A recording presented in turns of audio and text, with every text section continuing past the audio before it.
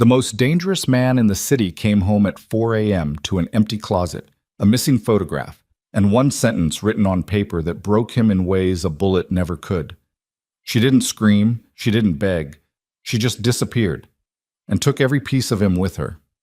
This is the story of a woman who chose herself over an empire. Stay until the end. Hit like. And drop your city in the comments. I want to see how far this story travels. So, the elevator doors opened at 4:03 a.m. Rafael Viscari stepped out into the penthouse foyer, and the first thing that hit him was the silence. Not the ordinary silence of a sleeping house, the kind he had grown used to over 14 years of marriage.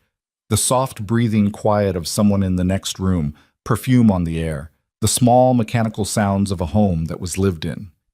This was different. This was the silence of a space that had been deliberately emptied, the kind of silence that had weight to it. He stood there in his overcoat, keys still in his hand, and felt it before he saw it. His shoes were quiet on the marble as he moved down the hallway. The lights were off. He didn't turn them on. He had walked this corridor 1,000 times in the dark, and his body knew every inch of it, knew where the hall table sat, knew the small oil painting Vivian had hung there 3 years ago, the one she had picked up at an estate sale and loved unreasonably, some anonymous landscape of a coastline he had never bothered to ask about. He stopped, reached out. The wall was bare. He stood there with his fingers against the smooth plaster where the frame should have been, and something moved through his chest that he couldn't immediately name. He pushed it down and kept walking. The bedroom door was open. He reached for the light switch. The overhead came on and the room looked wrong in the way that takes a moment to parse. The way a familiar face looks wrong when something fundamental has changed about it. Everything was clean, perfectly arranged. The bed was made with the precision of someone who had time to do it carefully. The pillows stacked correctly, the coverlet smooth. On the nightstand on his side, his reading glasses sat in their case, his phone charger, a glass of water, covered with a small saucer to keep it clean. On her side, nothing. He turned to the closet. He opened his half first, still full. His suits hung in their plastic dry cleaning sheaths. His shoes were lined up. His shelf of watches, the Patek Philippe, the two Omegas, the Rolex Daytona he never wore, all accounted for. He turned to her side and opened the door and stood there for a long time looking at the empty hanging rod, the bare shelves, the floor where her shoes had been arranged in a system only she understood. She hadn't taken everything. That was the thing that struck him. A few pieces remained, things on hangers with the careful spacing of objects left behind deliberately.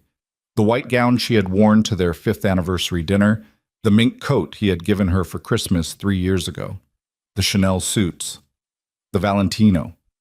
All of it still there, still expensive, still perfectly preserved. She had taken only what was hers. He moved to the bathroom. Her side of the double vanity was clean.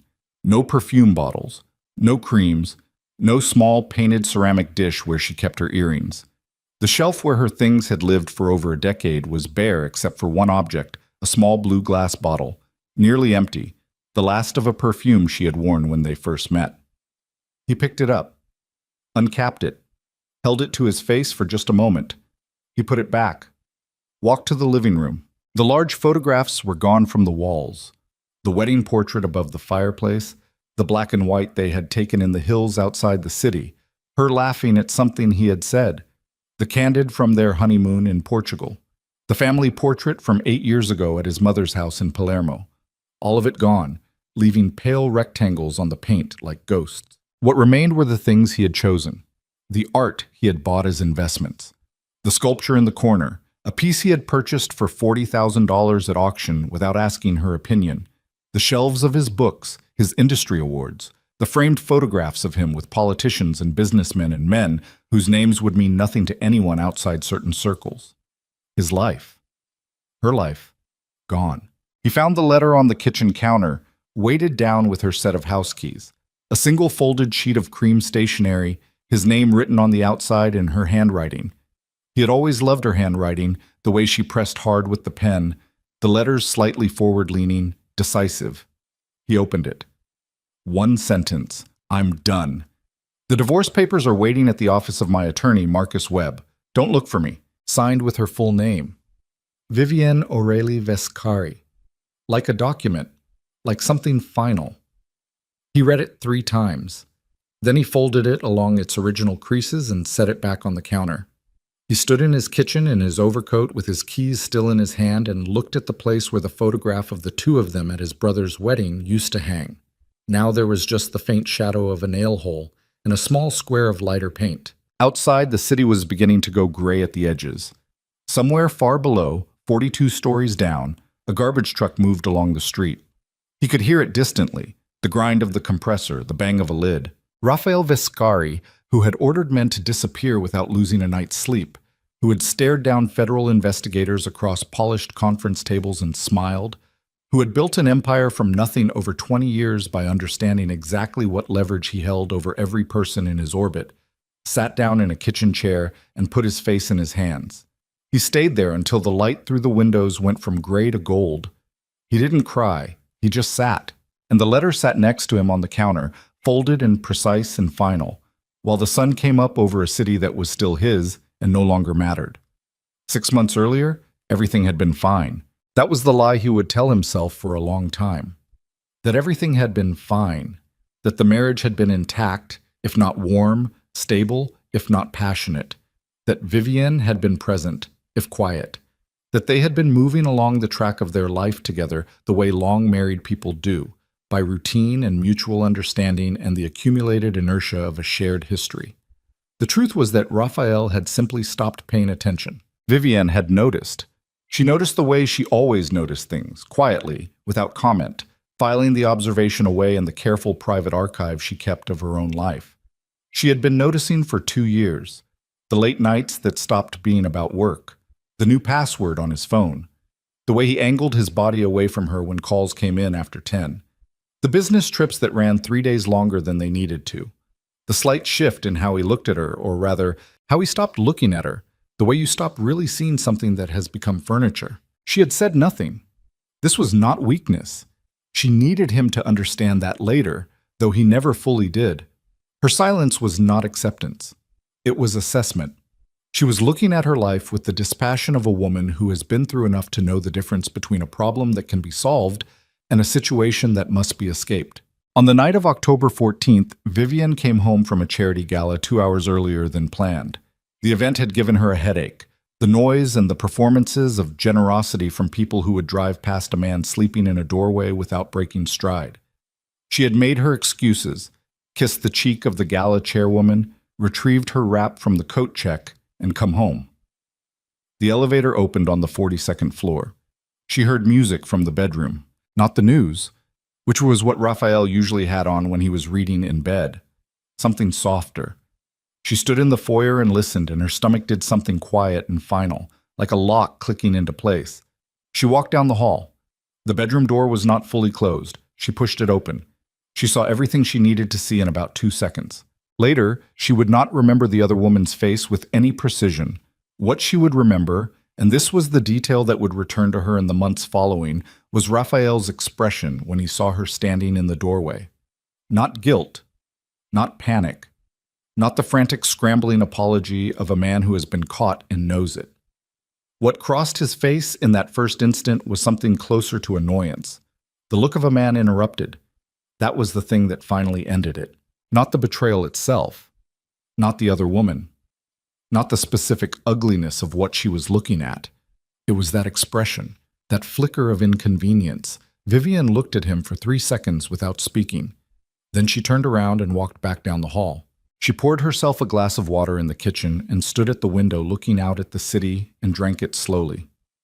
She could hear movement from the bedroom, voices, low and quick, a door, the sound of the private elevator being called, then silence.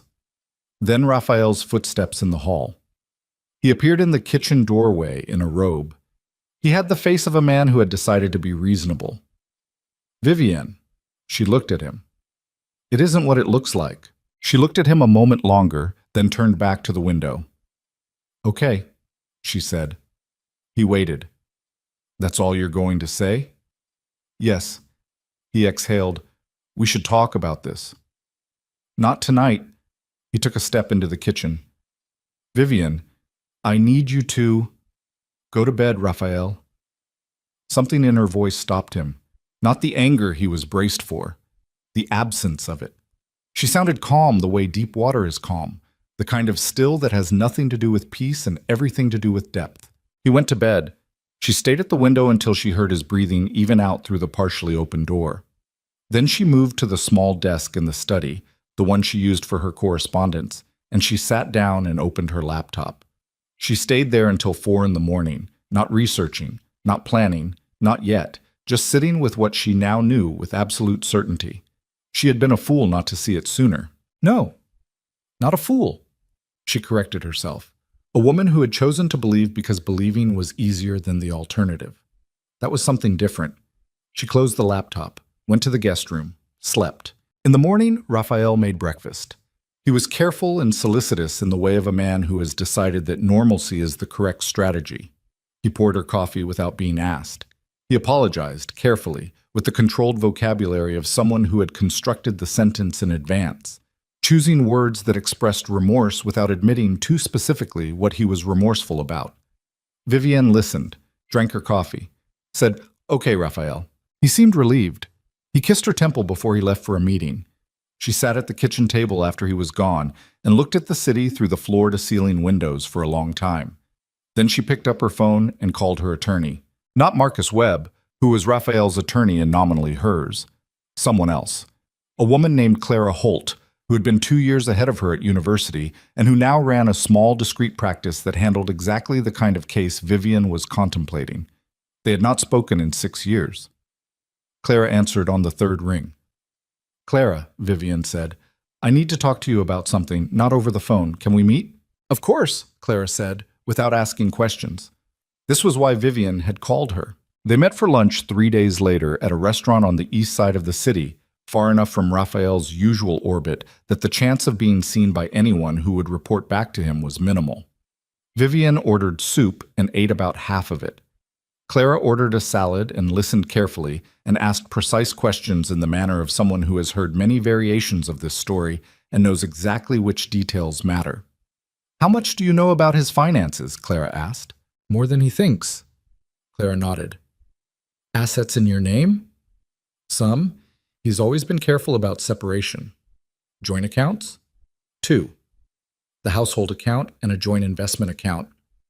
The investment account has significant assets."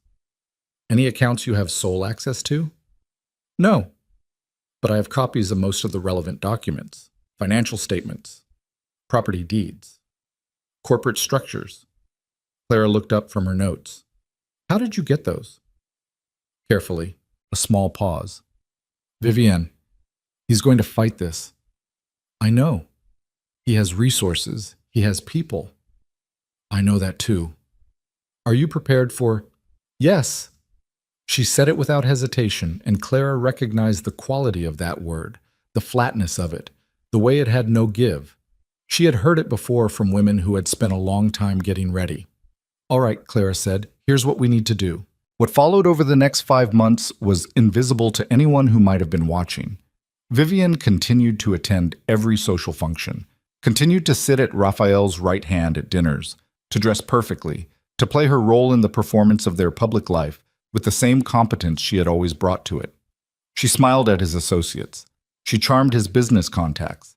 She let him believe she had absorbed the betrayal and filed it away, the way she had absorbed so many small things over the years. She opened an account at a bank on the other side of the country under her maiden name, Vivienne Aurélie Marchetti. She moved money into it slowly, amounts small enough not to trigger attention. She gathered documents. She researched. She found the apartment through Clara, who had a contact in a coastal city 700 miles away. A 2-bedroom on the 4th floor of a building 2 blocks from the water. Furnished, but not lavishly. Sunlight in the morning, a small balcony. The woman who owned the gallery 2 streets over was looking for part-time help. Vivienne had studied fine art before she met Raphael, before the marriage had absorbed everything that was hers and turned it into background detail for his life. She took the apartment. She arranged the job. She said nothing to anyone. All through these months, Raphael remained convinced of his own reading of the situation. He had apologized. Vivienne had accepted. Life had continued. He had not ended the affair with Celeste Moreau immediately, but he had been more careful. Celeste was 31. the daughter of a French property developer with whom Raphael had extensive business ties. She was beautiful in the way of someone who has always been told she is beautiful and has organized her personality around it. She was also considerably less intelligent than she believed herself to be, which was, Raphael had found, a useful quality in a mistress. He told Celeste that Vivian knew and had forgiven him. He said this casually, as if it confirmed something about the nature of his marriage, its transactional tolerance, its pragmatic distance. He did not say it to be cruel. He said it because he believed it. Celeste received this information and made her own calculations. She was not a stupid woman, despite what Raphael's dismissive affection might have implied. She was a woman who had her own objectives and had factored Raphael Vescari into them carefully. His wife's apparent tolerance of the situation was, from Celeste's perspective, not a complication but an opportunity. She pressed, subtly, for more time, for public appearances, for the kind of acknowledgement that moves a relationship from private arrangement to something with actual structure. Raphael, for his part, responded to these pressures the way powerful men usually do, by giving enough to stop the immediate problem without conceding anything fundamental. He was skilled at this. It was in many ways what had made him so effective in business. November came. Then December, with its required performances of family and warmth. Raphael and Vivian attended his brother Dominic's Christmas dinner in the suburbs, and Vivian played her role perfectly, bringing a gift for Dominic's youngest child, helping in the kitchen, laughing at the right moments. Dominic's wife, a perceptive woman named Rosa, who had always liked Vivian more than she liked her brother-in-law, watched Vivian across the dinner table and felt something she couldn't name. A quality of attention, a precision of gesture, like someone checking items off a list. Rosa said nothing. It was not her place. January was cold. Raphael traveled to Chicago for 3 weeks on business that required his physical presence, which was true, and during which Celeste flew out to join him for the second week, which he did not mention to Vivian. Vivian knew because she had developed the habit of checking the flight records associated with the corporate card Raphael used for business travel, which was linked to an account she had access to through the household management system. Celeste Moreau had been reimbursed for a round-trip ticket to Chicago, business class. Vivian noted this and said nothing. February. Vivian flew to the coastal city alone, telling Raphael she was visiting an old school friend, which was close enough to the truth that she could tell it without any particular strain. She spent 4 days in the apartment, walking the neighborhood, learning the streets, meeting the gallery owner, a woman in her 60s named Greta, who had the direct manner of someone who had spent decades dealing in the opinions of other people and had decided that life was too short for indirection. "You said you studied fine art," Greta said, looking at her over reading glasses. They were sitting in the back office of the gallery, surrounded by rolled canvases and the smell of turpentine. "I did, a long time ago." "What have you been doing since?" Vivian considered this. "Managing things," she said finally. Greta studied her for a moment. "I need someone 3 days a week. Tuesday, Thursday, Saturday. Hanging, light admin, talking to buyers. Can you do that?" "Yes." "You're not from here?" "No." "Moving here?" "Yes." Greta seemed to accept this with the equanimity of someone who had seen enough of life to know that women sometimes pack up and start somewhere else, and that asking the specific reason was rarely useful. "I'll pay you adequately. The work isn't complicated, but it requires taste. Do you have taste?" "I've been told so." "Good enough." Greta extended a hand. "Start in April?" "March," Vivian said, "if that works." On the flight home, Vivian sat in the window seat and looked at the clouds for a long time. Something had loosened in her chest. Not fully, not yet, but she could feel the possibility of it, the way you can feel the coming of spring in the air before there's any visible evidence of it. She ordered a glass of wine and drank it slowly and let herself think, for the first time in months. Not about the plan, not about the logistics, not about what needed to happen next, but about painting. The particular quality of morning light she had seen through the apartment windows. The way the ocean sat at the end of the street, visible in a narrow gap between two buildings. The coastal color palette, grays and blues, and the pale gold of winter sand. Things she hadn't had occasion to think about in years. She got home at 11. Raphael was awake, watching financial news in the sitting room. He looked up when she came in. How was the trip? Good. Restful. Good. He turned back to the screen. There's food in the kitchen if you're hungry. I'm fine. I'm going to bed. Okay. He did not look up again. She stood in the doorway of the sitting room for a moment, looking at the back of his head. 14 years. He had been remarkable when she met him, 33 years old and already someone, already moving through the world with the charged energy of a man who is building something. She had been 27, 2 years out of university, and working at a small auction house, and he had come to acquire a piece of art and had instead acquired her attention. He had been compelling and direct and certain in the way that she had found, at 27, irresistible. She was not 27 anymore. She went to bed. March arrived. On the first Friday of the month, while Raphael was in a series of meetings that would run until evening, Vivian had the moving company come. She had arranged it through a service in the coastal city, men who worked discreetly and quickly and asked no questions beyond what needed to be put in the truck. She had been specific about what she wanted.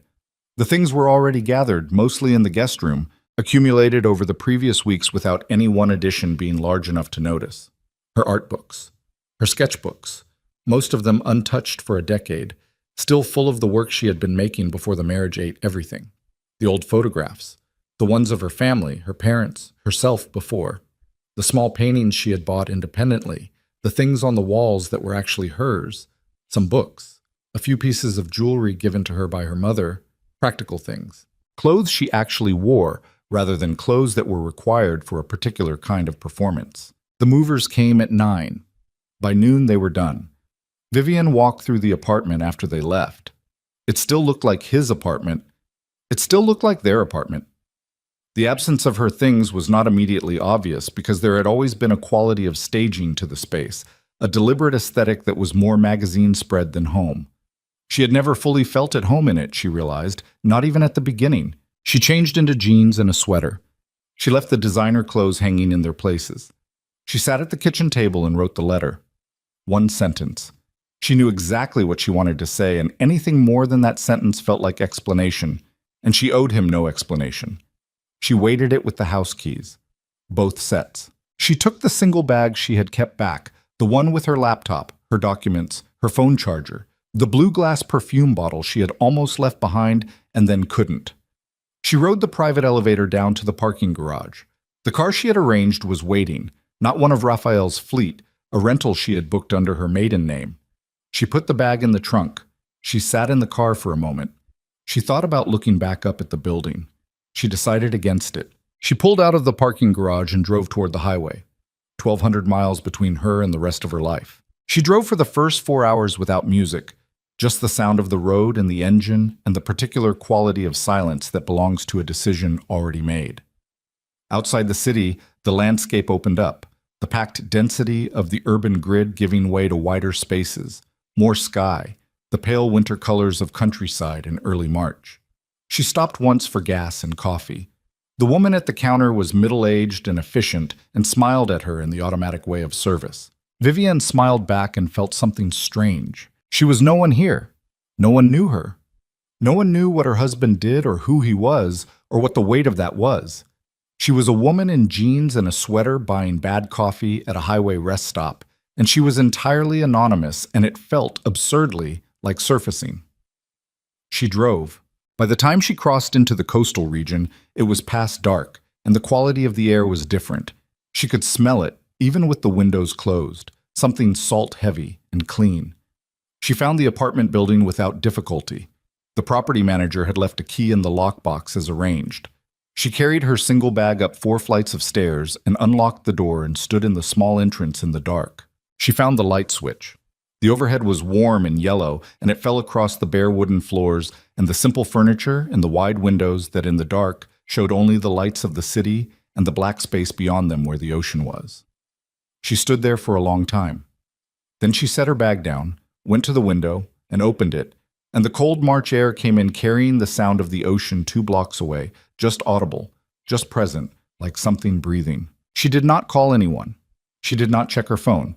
She knew what would be on it eventually, and she was not ready for eventually yet. She sat cross-legged on the floor in the center of the empty living room in her coat and listened to the ocean. Back in the city, at 4:03 in the morning, the private elevator opened on the 42nd floor. Raphael Viscari stepped out into the silence and felt the wrongness of it before he understood it.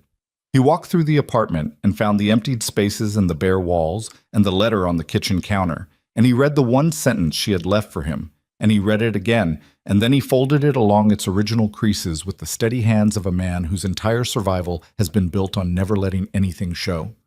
He sat in the kitchen in the dark for a long time. Outside, the city turned from black to gray to gold, as the sun began to rise over buildings that were his, and streets that were his, and a life that was his. All of it his, none of it hers anymore. He picked up his phone and stared at her name in his contacts for a long time. His thumb hovered over the screen. Then he put the phone face down on the counter next to the letter. He had people who could find anyone. He knew this with the same certainty he knew everything about the architecture of his power. He had resources and reach and contacts in places that most people didn't know existed. If he wanted to find Vivian Marchetti Vescari, he could find her within 48 hours. He looked at the letter again. Don't look for me. He sat there as the morning light filled the kitchen, and for the first time in 20 years of building and acquiring and controlling, Raphael Viscari did not know what move to make next. And the not knowing sat in his chest like something broken, like a thing that had been load-bearing and was now gone. And he could feel the structure of himself beginning, very quietly, to list. He hadn't known it was load-bearing. He hadn't known until it was gone. He found Dominic at 7 in the morning, not at Dominic's office, which wouldn't open for another 2 hours, and not at the family home in the suburbs where Rosa would be getting the kids ready for school, and the last thing Raphael needed was an audience. He found him at the gym on Marchetti Street, the private one that only a handful of people had access to, where Dominic went every Tuesday and Thursday at 6:30 to work through whatever the week had put in him before the day made its official demands. Raphael was sitting on the bench outside the locker room when Dominic came out, towel around his neck, hair damp, moving with the loose-limbed ease of a man who had just spent an hour doing something purely physical and felt better for it. He stopped when he saw Raphael. He looked at him for a moment. How long have you been here? 20 minutes. Dominic sat down on the bench across from him. He looked at his brother's face, at the overcoat he was still wearing, at the stillness of him that wasn't calm but something else. The stillness of a man who has been sitting with something bad for long enough that his body has simply stopped reacting. Tell me, Dominic said. She's gone. A pause. Gone. Left. Last night, or yesterday. I came home at 4 and the place was half empty. He paused. There was a letter. What did it say? One sentence. Raphael looked at the floor between his feet. She's filing for divorce. Dominic said nothing for a moment. He pressed the towel against the back of his neck. Outside the small high window of the locker room corridor, the city was fully awake now, morning traffic audible as a low continuous sound. Where is she? I don't know. Do you want me to... Tss. No. Fast. Flat. No, I'm not doing that. Dominic studied him.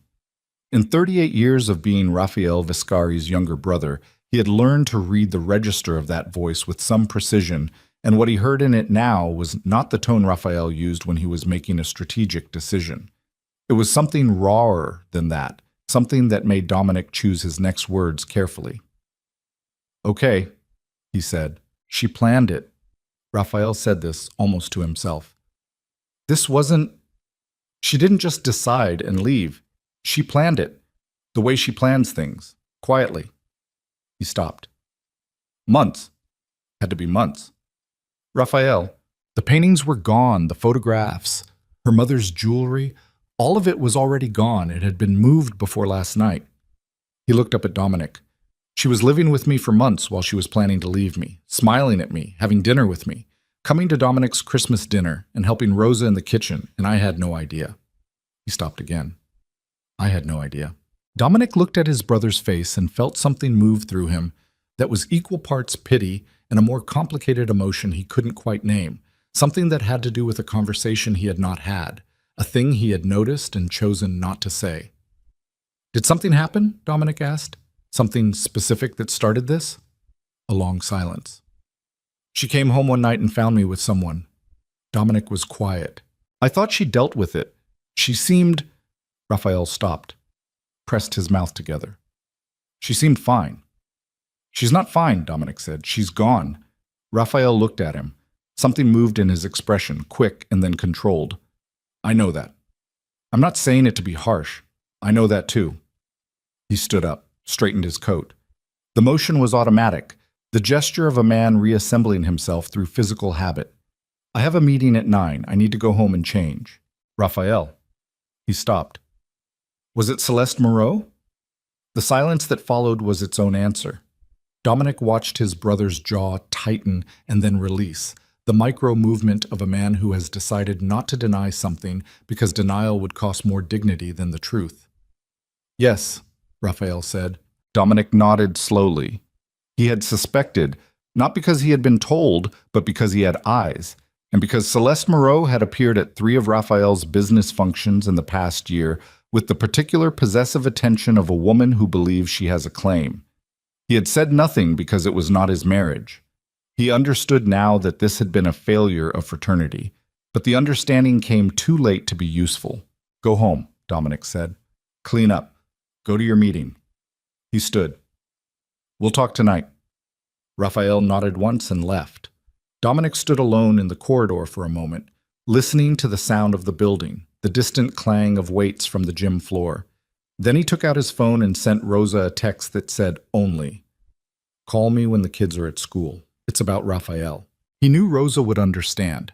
He also knew that Rosa's response, when it came, would contain a version of something she had been saying for 2 years, which was that she had never been easy about Vivian and that there was something wrong in that apartment, something she couldn't say exactly but felt, and that she had tried to say it to him twice, and both times he had told her it wasn't their business. He was going to have to hear about that. He deserved to. Celeste Moreau found out the same day. Not from Raphael. He had not called her. He had gone home, changed, gone to his 9 o'clock meeting and his 11 o'clock meeting, had lunch with a man named Carver who ran his legal affairs, and who spent the meal watching Raphael with the careful attention of someone who can see that something is wrong but has been around long enough to know not to ask, and then gone back to the office and worked until 6. Celeste found out because a woman she knew, the wife of a man in Raphael's circle, sent her a message in the afternoon. 3 words. Did you hear? Then a second message. Vivian Vescari left him. Divorce. Celeste sat with this for a long time in the back of a car, moving through afternoon traffic. She read both messages twice. She put her phone in her bag. She looked out the window at the city moving past. She told herself she felt nothing in particular. This was not true. What she felt was complex, and she would not have wanted to examine it too closely, but the dominant note in it was something she might have described, if pressed, as the particular vertigo of a plan reaching its moment and then not going as the plan had specified. She had not been waiting for Vivian to leave. Not precisely. But she had been oriented toward a future in which the obstacle of the marriage eventually resolved itself. And now that it had resolved itself, in the most absolute way possible, she felt not the relief she had anticipated, but something closer to anxiety. Because Raphael had not called her. He should have called her. The news was hours old. He had clearly known since the morning. And he had not called. She told her driver to take her to Raphael's building. The doorman called up. She waited. After a pause that was slightly longer than necessary, she was told Mr. Vescari was not available. She thanked the doorman with a smile that did not reach her eyes and got back in the car. She called him. It rang 4 times and went to voicemail. She did not leave a message. She called again the next morning. He answered on the second ring. Celeste, I heard, she said. I've been trying to reach you. I know, I've been... A pause. Handling things. Of course. She kept her voice neutral and warm, the register she used when she was being careful. I just wanted you to know I'm here, whatever you need. A silence on the line that had a particular quality to it. She had been with Raphael long enough to know his silences, the different kinds of them. This one felt like assessment. I appreciate that, he said. Raphael, we should talk. I think this changes. I have a call at 8. I'll reach out later this week. Later this week. Yes. A pause. Are you all right? I'm fine, said with the same flatness he had used with Dominic. Automatic. Practiced. The voice of someone who has decided that the question doesn't merit an honest answer, and the person asking it doesn't need one. Okay, she said. She waited. He did not call later that week. He called on Thursday, 8 days after Vivian's departure, and asked if she would come to the apartment that evening. She arrived at 7. He met her in the living room, not the kitchen, which was warmer and smaller and more intimate, but the formal living room with its view of the city and its expensive furniture and its feeling of a space designed for performance rather than habitation. He poured her a drink she didn't want. He didn't pour one for himself. He looked bad, not noticeably to someone who didn't know him, because he was still fully assembled, still in a suit at 7 in the evening, still carrying himself with the particular physical authority that was so fundamental to who he was that it persisted even when everything else was in disarray. But she knew him, and she could see it in the set of his eyes, the quality of stillness around him. He sat across from her. He looked at her for a moment without saying anything. "This isn't what you think," he said finally. She waited. "I'm not asking you here because things have changed between us. I'm asking you here because I needed to say something to you directly, and I didn't want to do it on the phone." She set her glass down on the table between them. "Say it." He met her eyes. "Vivian leaving doesn't change what this is." The words settled in the room. She looked at him. "What is this?" she asked. "What it's been." A pause. "What it was always going to be." She felt the blood come up in her face, warm and immediate, and she pressed it back down with everything she had. "You're telling me that with your wife gone, you still don't intend to—" "I'm telling you the truth. I should have told it to you sooner. You've been telling me for 2 years that—" "I know what I said." He didn't raise his voice. He never raised his voice, and she had always found this quality simultaneously compelling and infuriating. "I know what I implied. That was wrong. I'm correcting it now." She stood up. She was very controlled. Her hands were steady, and her posture was excellent, and the only sign of what was happening inside her was a tightness around her jaw that she could not entirely suppress. "You spent 2 years," she said, "letting me believe I never made you any promises. You made implications that function as promises, Raphael. You know that." He looked at her without moving. "I wasted 2 years," she said.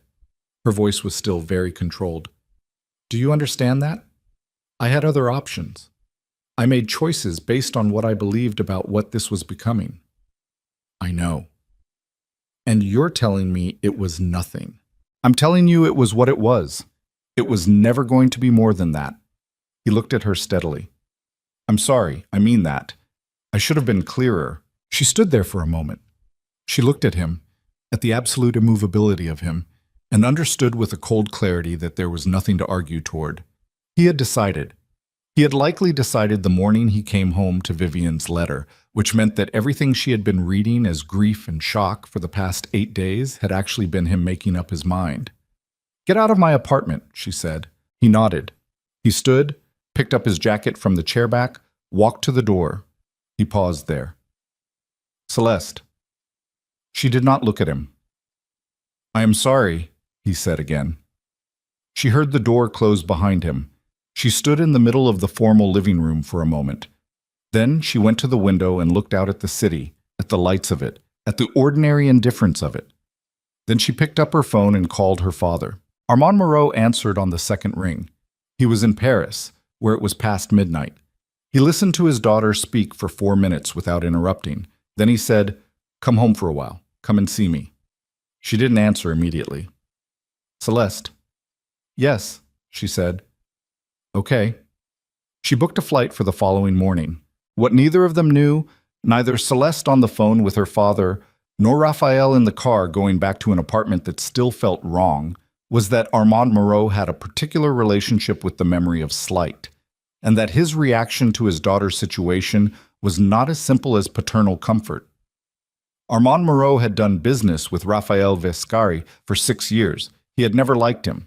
He had tolerated him as a business partner because the returns had been significant, and the arrangement had been clean. But he had watched the way Raphael moved through the world, and he had formed opinions that he kept to himself because they were not yet useful.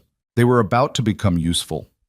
On the coast, Viviana was learning the rhythm of a different life. She woke at 6:30 without an alarm, which had not been true in years. The apartment was cold in the mornings, and she had learned to make coffee first thing and wrap herself in the heavy wool blanket she had bought at the market on her third day, and stand at the open window with it around her shoulders while the light changed over the water. She could see the ocean from here if she leaned slightly to the left, a thin strip of it between the buildings, gray-green in the mornings, occasionally silver. Greta was exactly as she had been at the interview, direct and demanding and fair, with the bone-deep competence of someone who had spent decades doing one thing with full attention. The gallery showed mid-career painters mostly, with occasional pieces from younger artists Greta was watching. Vivian's work in the first week was mostly physical, moving pieces, preparing for a new installation, labeling and cataloging a collection that had come in from an estate. She did it without complaint, and with a precision that Greta noted without commenting on. On the fourth day, a buyer came in for a consultation, and Greta brought Vivian into the conversation. "This is Vivian. She'll be working with you on this. She has a good eye." The buyer, a woman who collected seriously and knew it, looked at Vivian with the appraising look of someone assessing whether this was going to be useful or performative. Vivian looked back at her calmly. "The Hendrix piece," the buyer said. "I've been looking at it for 3 weeks. I keep going back and forth." "What's holding you back?" "The scale. My space is large, but not that large." "It's not about whether it fits," Vivian said. "It's about whether the space can hold what the piece is doing. That painting is generating a specific kind of pressure. You need walls with enough room to let it breathe." "How high are your ceilings?" The buyer looked at her for a moment. 14 feet. "Then the scale is right. The painting needs height around it more than horizontal space." A pause. "You think I should buy it?" "I think if you've been coming back to it for 3 weeks, it has already made its argument." The buyer looked at the painting for a moment. Then she looked at Vivian. Then she said, "Wrap it up." Greta said nothing until the buyer had gone. Then she looked at Vivian across the gallery floor. "Good," she said. "Just that." Vivian nodded. She had not told Greta about Raphael. She had not told her that her name in another city was Viscari, and that this name meant something specific in circles of power and money and criminal architecture that most people would never enter. She had not told her about the years of performance, or the affair, or the night she came home to find her marriage confirmed as fiction. She was not sure she would ever tell Greta any of this. It felt like the right instinct, to let herself be known here as only what she was now, rather than what she had come from. She bought canvases on a Saturday. Small ones, to start. A basic set of oils, nothing expensive. She set them up in the second bedroom that she had not furnished yet, and spent a Sunday afternoon doing nothing except mixing colors, not painting, just testing how they moved together, relearning the feel of it in her hands. She had forgotten. She had told herself for years that she hadn't lost anything, that the painting was still there, just dormant, just set aside for when there was time. But facing the blank canvas that Sunday afternoon, she understood that she had been lying to herself, that the thing she had set aside was not dormant, but diminished, shrunken from years of neglect, and that the distance between where she had been and where she was now was real and would require real work to close. She felt this without self-pity. She mixed her colors and made marks on the canvas, and they were not very good, and she looked at them and felt only the sober recognition of a baseline. This is where I am, now I work. She did not check the news from the city she had left. She did not search Raphael's name. She did not look at the society columns that occasionally featured them or had featured them, the version of them that was now dissolved. She had a new phone with a new number, and only 3 people had it. Clara Holt, her mother, who was elderly and in a care facility in the north, and who took the news of the separation with the resigned equanimity of a woman who had never trusted Raphael Viscari from the first meeting, and a friend from university named Priya who lived in another country entirely, and who had been told only that Vivian had left the marriage and started over somewhere new. Priya's response had been, "Finally, tell me where you are when you're ready." She was not ready yet. What she was on most days was something she was still learning to name. Not happy, not exactly, not yet. Something more provisional than happiness, but more solid than hope. Present. She was present in a way she had not been in years. Present in her own body, in her own time, in the actual texture of the days she was living, rather than moving through them as an exercise in endurance and performance. She bought a plant for the windowsill, a small succulent, something that could survive her imperfect attention. She learned the name of the woman who ran the bread stall at the Saturday market. She learned which table at the cafe on the corner caught the afternoon light. Small things, incremental, but hers. Back in the city, Raphael had made a mistake. He had not gone looking for Vivian. He had honored that one line of the letter, the only one that contained a directive, the "don't look for me." He had not deployed his people. He had not called her phone, which had been disconnected anyway when he tried it on the fourth day. He had not asked the attorney to locate her, though his instinct told him that Clara Holt, whoever she was, had done her job well, and that any attempt to find Vivian against her will would surface quickly into legal territory that would be expensive and public. The mistake was different. The mistake was that he had done nothing. He had gone to his meetings. He had run his business. He had sat with Carver and worked through the initial contact from Vivian's attorney, the formal opening of divorce proceedings, and told Carver to respond reasonably and professionally and not to do anything aggressive. He had eaten and slept, not well, but enough. He had called his mother in Palermo and told her that he and Vivian were separating, and his mother had been silent for a moment and then said, in Italian, "What did you do?" And he had told her, and she had been silent again for a longer moment, and then said, "Fix it." And he had said he didn't think it could be fixed, and she had said, "Then learn from it," and ended the call. He had done all of this. He had been functional and controlled, and he had managed the practical mechanics of the situation with his usual competence. What he had not done was look at what had actually happened. Dominic came to the apartment on a Thursday evening 2 weeks after Vivian's departure. He brought a bottle of something good and 2 glasses, and the manner of a man who has decided to say something and is not going to be deflected from it. They sat at the kitchen table, where Raphael now spent most of his evenings, in the room that still had the faint impression of her presence. The particular arrangement of objects she had organized and he had not disturbed. Dominic poured. He pushed a glass across the table. He looked at his brother. "Rosa has something to tell you," he said. "Rosa's not here." "No, but she told me to tell you." A pause. "She knew. She saw it at Christmas. Something was wrong and she knew it. She said she tried to tell me twice and I didn't listen." Raphael said nothing. "She wants you to know she's sorry she didn't push harder. That's her message. Tell Rosa she has nothing to be sorry for." "I'm telling you because Rosa's not the point. The point is that someone who cared about both of you could see from the outside that something was wrong, and nobody did anything." Dominic turned his glass in his hands. "You need to hear that." "I hear it." Do you? Dominic looked at him. "Because you've been running the same way for 2 weeks, handling things, managing the logistics. And that's what you do, Raphael. That's what you've always done. You manage things and contain things and control things, and it works. It works for business. It works for—" He gestured vaguely toward the window, toward whatever lay behind it. "All of that. But this isn't that." Raphael looked at his glass. "She planned for months," Dominic said. "She sat across from you every day for months, and she was already gone and you didn't see it. That's the thing you need to look at, not the mechanics of the divorce, not whether you can find her or convince her or negotiate something. The thing you need to look at is the part where she had been gone for months, and you didn't even notice." A long silence. "I know," Raphael said. "Then what are you going to do with that?" Raphael didn't answer. He turned his glass in his hands in an echo of his brother's gesture, the small, nervous motion of a man who doesn't have a nervous system that admits nervousness, except in these small physical ways. Outside the window, the city went on, and on the coast, in a small apartment flooded with morning light, Vivian Marchetti stood in front of a canvas and made the first mark she was not ashamed of, a line of deep blue along the horizon of a painting that was beginning, slowly, to look like the view from her window, and felt something loosen further in her chest, another fraction of the distance between who she had been and who she was becoming.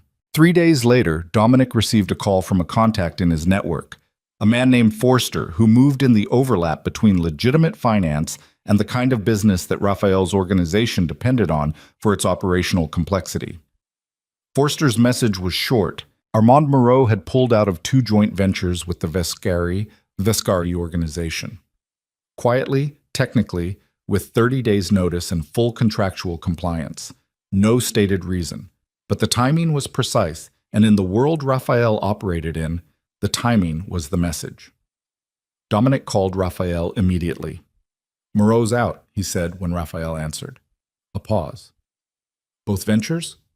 "Both." Another pause, longer. "When?" "Notice filed yesterday. Forster says it's clean. No breach, no dispute. Just an exit." The silence on the line was a particular kind.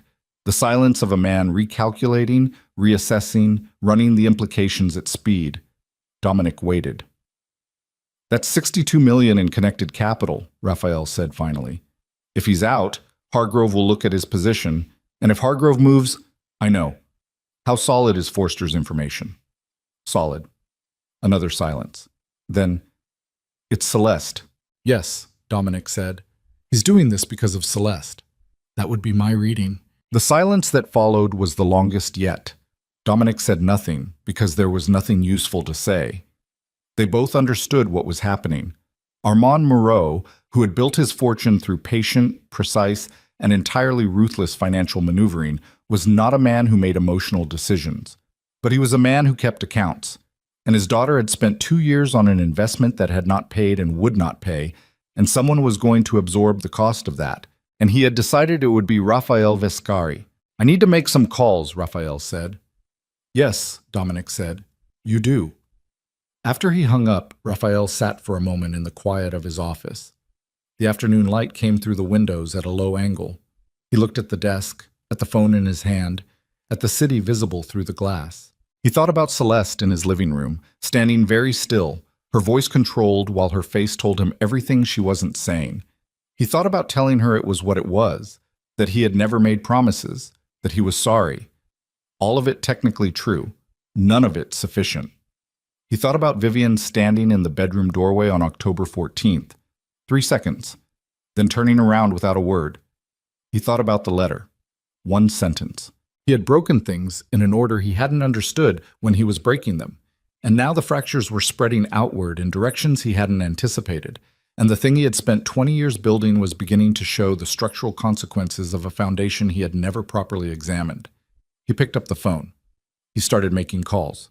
But somewhere in the sequence of those calls, between the 4th and the 5th, a different kind of message arrived. Not from Forster. From a different source entirely, a name in his contacts that belonged to a man who worked in federal monitoring, the kind of man whose usefulness was precisely his willingness to provide a certain category of advance information in exchange for a certain category of financial arrangement. The message was 4 words. "They're looking at you." Raphael read it twice. Set the phone down. Looked out the window. The Moreau withdrawal had not just been a financial move. It had been a signal. And someone, somewhere in the structure of his world, had taken that signal and done something with it, something that was now generating the kind of attention that, once started, did not stop. He had been careful for 20 years, careful and precise, and always several steps ahead. He picked up the phone again. But his hands, for the first time in longer than he could remember, were not quite steady, and the city outside the windows looked the same as it always had. And he understood, with the cold certainty of a man who has built too much to pretend he doesn't know what collapse looks like from the inside, that the ground beneath the empire had just shifted. The 5th call never got made. Raphael set the phone on the desk and looked at the message again. 4 words on a gray screen in a quiet office 40 stories above a city that was still, outwardly, entirely his. "They're looking at you." He read it the way he read everything that arrived through that particular channel. Not with alarm, not immediately, but with the careful attention of a man who has learned that the first reading of a warning is always incomplete. He typed back 1 word. "How long?" The response came in under a minute. Weeks. Maybe more. Forster triggered something when he started asking questions. Raphael put the phone face down. Forster. He sat with that for a moment. Dominic had used Forster to get the information about Moreau, which meant Forster had been asking questions about Moreau's financial movements, which meant Forster had generated a footprint, and that footprint had been noticed by people who were already, apparently, in the process of looking. Not because of Forster. Forster had only accelerated a timeline that was already running. They had been looking before Moreau pulled out. He stood. walked to the window, looked at the city the way he had looked at it 1,000 times, with the particular ownership of a man who has fought for something and won it, and knows every inch of what he holds. The light was going amber now, late afternoon sliding toward evening, the buildings catching it along their upper floors while the streets below went to shadow. 20 years. He had been careful for 20 years. He went to the bar cabinet in the corner of the office, poured 2 fingers of bourbon, and did not drink it. Just held the glass and thought. The structure of what he had built was complex in the way of things that have grown organically rather than been designed from the start. Each piece connected to the next through relationships and arrangements that were individually defensible and collectively something else. The federal interest, if it was real, and not simply his contact being dramatic, would be looking for the connective tissue, the thing that tied the legitimate to the illegitimate. The bridge. Every bridge had a builder. He thought about who knew enough to matter. He thought about this with the cold, systematic attention of a man who has spent 20 years thinking about exactly this category of problem, and he arrived at the same short list he always arrived at when he ran this particular calculation. Carver. His attorney, who knew the legal architecture. Dominic, who knew the operational structure. A man named Paulie Stenz, who had been with him for 15 years and managed the financial layering that kept the legitimate businesses clean. And one other person. A name he had not thought of in the context of risk for so long that the thought, when it arrived, felt almost absurd. Marcus Webb, Vivian's divorce attorney. He had assumed Webb was simply a divorce attorney, a competent one, presumably, given that Vivian had found him, but operating in a lane that was entirely separate from anything that could generate federal interest. Divorce proceedings were civil. The financial disclosure in a divorce case was significant, but it was not the same as... He stopped, set down the glass. The financial disclosure in a divorce case. The documents Vivian would have provided to her attorney in the process of building her case for asset division. The documents that Vivian had told Clara Holt in a lunch meeting Raphael did not know about, that she had been gathering carefully for months. Copies of financial statements, property deeds, corporate structures. He had never asked himself how much she knew. He had assumed she knew what wives of men in his position typically knew, which was enough to live comfortably and not enough to be dangerous. He had assumed this because it was easier than the alternative, and because Vivian had never given him any reason to believe she was paying that kind of attention. But she had planned for months. She had been planning while she sat across from him at dinner. She had been planning at his brother's Christmas dinner, helping Rosa in the kitchen, laughing at the right moments. She was precise. She was patient. She noticed things. He picked up the phone and called Carver. "I need to see you tonight," he said when Carver answered. "Not the office, the place on Leonard Street." A pause. Carver was not a man who asked unnecessary questions. 8 o'clock, he said. 8, Raphael confirmed. He ended the call, looked at the bourbon, drank it in one motion, set the glass down. He called Dominic next. "I need you to find out everything you can about Marcus Webb, divorce attorney.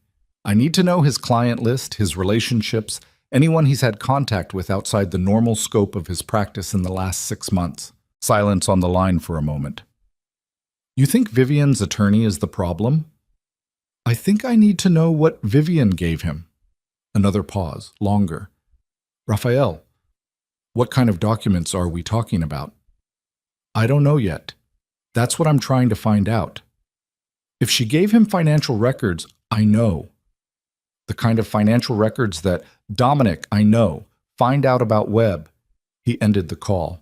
He stood in his office for a moment in the amber light with the empty glass in his hand, and the city outside the windows going gold, and then orange, and then, very slowly, to the particular deep blue of a clear evening before full dark.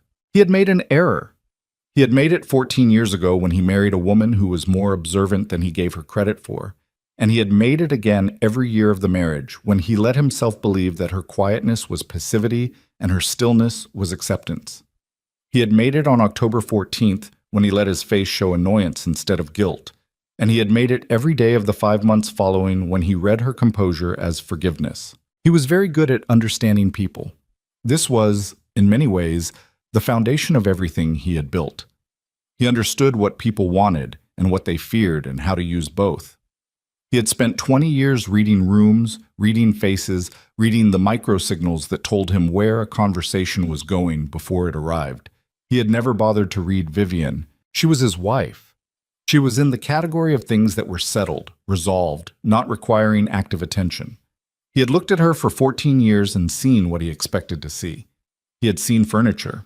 The meeting on Leonard Street was in the back room of a restaurant that had been in the same family for 30 years and whose owner owed Raphael a debt of the kind that did not expire. Carver was already there when Raphael arrived at 7:55, sitting with a glass of water and the expression of a man who has been anticipating a difficult conversation and has prepared accordingly. Carver was 56, thin, with the dry, precise manner of someone who had spent 3 decades navigating the distance between what his clients did and what could be proven. He was not a man who frightened easily. He was, however, a man who had a finely calibrated sense of when a situation had changed in kind rather than degree, and he had been sitting with a feeling for the past week that something had changed. Raphael sat across from him. The room was small and the lighting was low, and the sound from the restaurant beyond the closed door was a muffled distance. "Tell me about the federal interest," Carver said. No preamble. "How do you know about that?" "Because I've been doing this for 30 years and I could feel it before you called me." He turned his water glass in his hands. "How solid is the source?" "Solid enough." "Timeline?" "Weeks, possibly already in motion." Carver nodded slowly. "The Moreau exit." "Yes. That's what opened the door." "Possibly. Or the door was already open and Moreau's exit was the first thing they walked through." Raphael looked at him. "I need to know what Marcus Webb has." A pause. "Webb?" "Vivian's divorce attorney." Carver looked at him with an expression that was very still. "What do you think she gave him?" "Financial records. Copies of corporate documents." "I don't know how much. She had access to more than I realized." Silence. Carver looked at the table for a moment. "If she provided financial records to a divorce attorney in the course of legitimate divorce proceedings, that's privileged. It stays in that lane. Unless it doesn't stay in that lane. Meaning if Webb or Vivian made contact with federal investigators." The silence that followed this was a different kind. Carver looked at him with the careful attention of someone who has just heard something that changes the shape of the problem. "Do you have reason to believe that happened?" "I have reason to believe I don't know enough about what Vivian knows or what she's done with it." Carver was quiet for a moment. He picked up his water glass and set it back down without drinking.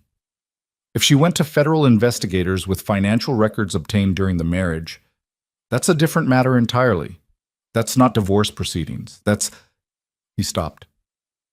"I know what it is," Raphael said. "She'd need a reason to do that. She'd need to understand what she was looking at. She has a fine art degree and 14 years of watching me run a business. She's not stupid, Carver." "No," Carver said quietly. "I imagine she's not." They sat with that for a moment. "Find out?"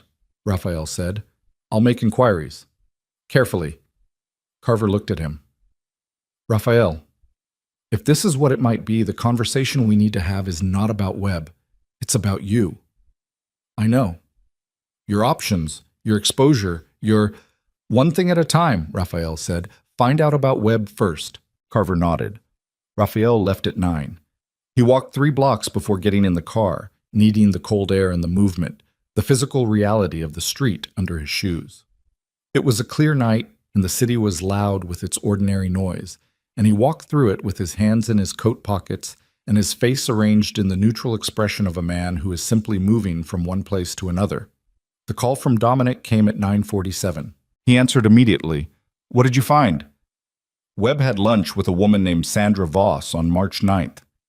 Dominic's voice was careful and flat, the voice he used when he had something bad to deliver and was containing it.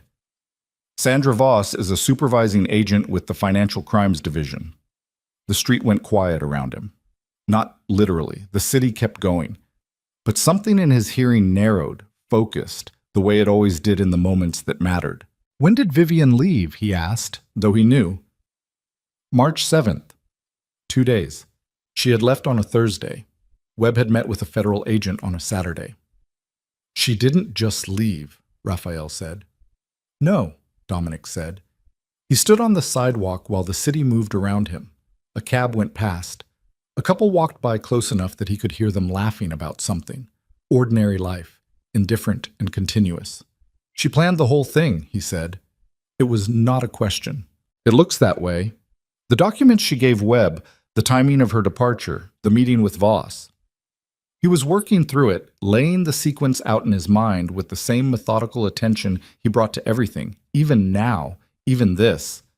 She left before the meeting so she would be out of the apartment, so there would be no reason for anyone to contact her here, to warn me, to... He stopped.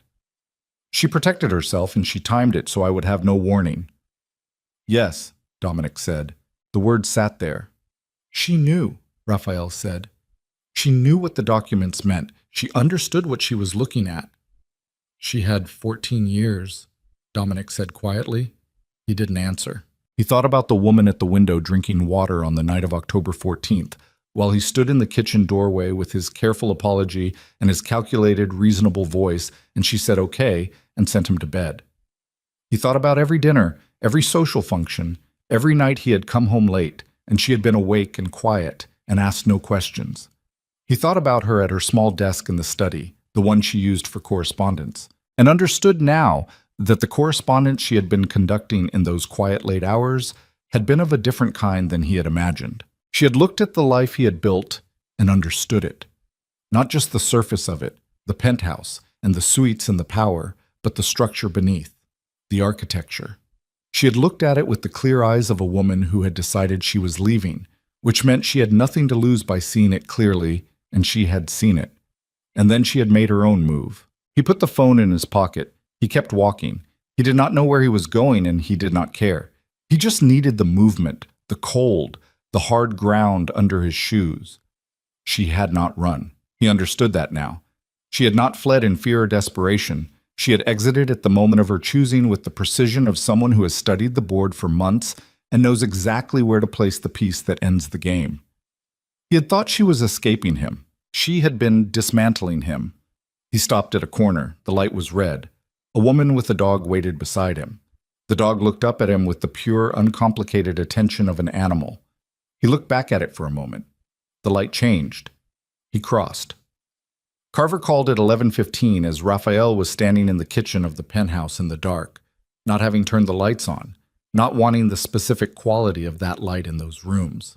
It's confirmed, Carver said. Webb made 2 contacts with Voss, March 9th and March 21st. The second meeting included a third party, a prosecutor named Delano from the Federal Financial Crimes Unit. Raphael said nothing. They have the documents, Carver said. I don't know the full scope, but based on what I'm hearing, they have enough to open a formal investigation. They may have already opened it, and we just don't know yet. What kind of timeline? If they move to subpoena, weeks. If they're being careful, longer. They'll want to build the full picture before they show their hand. Can we move to limit the document exposure through the divorce proceedings? Challenge the disclosure? A pause. We can try.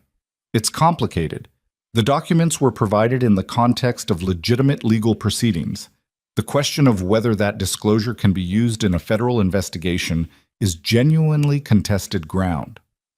Another pause. Shorter. But Raphael, contesting it draws attention. It signals that we know. They already know we know. My source, your source knowing they're looking is different from you taking legal action that confirms it. Right now, you have a small advantage of uncertainty. If we move aggressively on the document question, that advantage disappears. He stood in the dark kitchen. Outside the window, the city was a field of lights, beautiful and indifferent. Carver. Yes. What are my options?